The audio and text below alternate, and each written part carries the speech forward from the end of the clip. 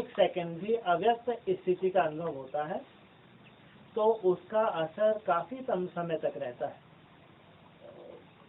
अव्यक्त स्थिति का अनुभव पावरफुल होता है, जितना हो सके उतना अपना समय व्यक्त भाव से हटाकर अव्यक्त स्थिति में रहना है।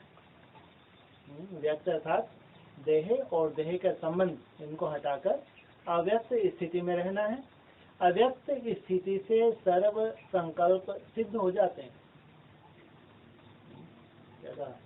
जितने भी हमारे संकल्प हैं जो अधूरे हैं, अटके हैं, सिद्ध नहीं हो पा रहे, उसका आधार क्या बताया? अव्यक्त स्थिति। माना जितनी बाबा की याद में रहेंगे हमारे संकल्प बाबा पूरे करेगा। इसमें मेहनत कम और प्राप्ति अधिक होती है। और अब व्यक्त स्थिति में स्थित होकर पुरुषार्थ करने में मेहनत अधिक और प्राप्ति कम होते हैं। अगर देह के भान में है, देहधारी में बुद्धि है, तो प्राप्ति कम, मेहनत ज्यादा।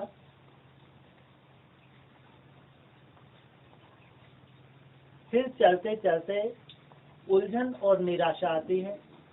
इसलिए अव्यक्त स्थिति में सर्व प्राप्ति का अनुभव बढ़ाओ। अव्यक्त मूर्त को सामने देख समान बनने का प्रयत्न करना है।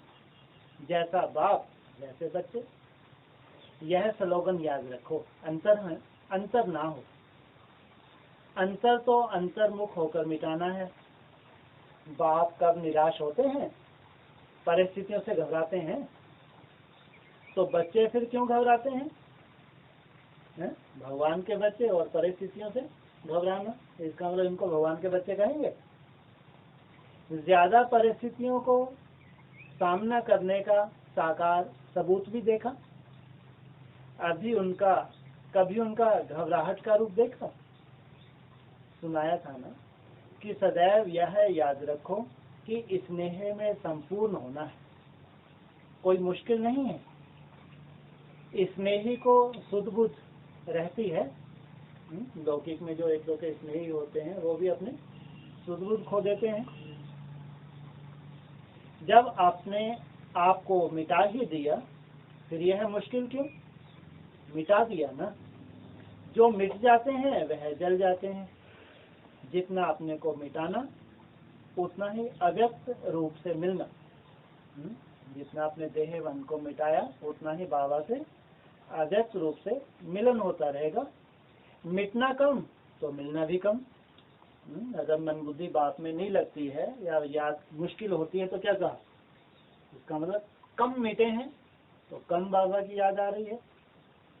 अगर मेले में भी कोई मिलन ना मनाए, मेला समाप्त हो जाएगा, फिर क्या मिलन होगा? संगम युग पे ये क्या है? क्या है ये? मेला है बाप और बच्चों का। और ये मेला ऐसे ही निकल जाए। हम अव्यक्त रूप से मिलन ही ना मना सकें।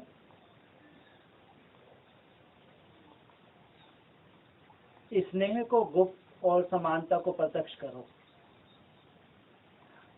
सभी समाये हुए हैं, सिर्फ प्रत्यक्ष करना है। माना आपके अंदर सभी शक्तियां हैं, समाई हुई हैं, लेकिन उन शक्तियों को प्रत्यक्ष करना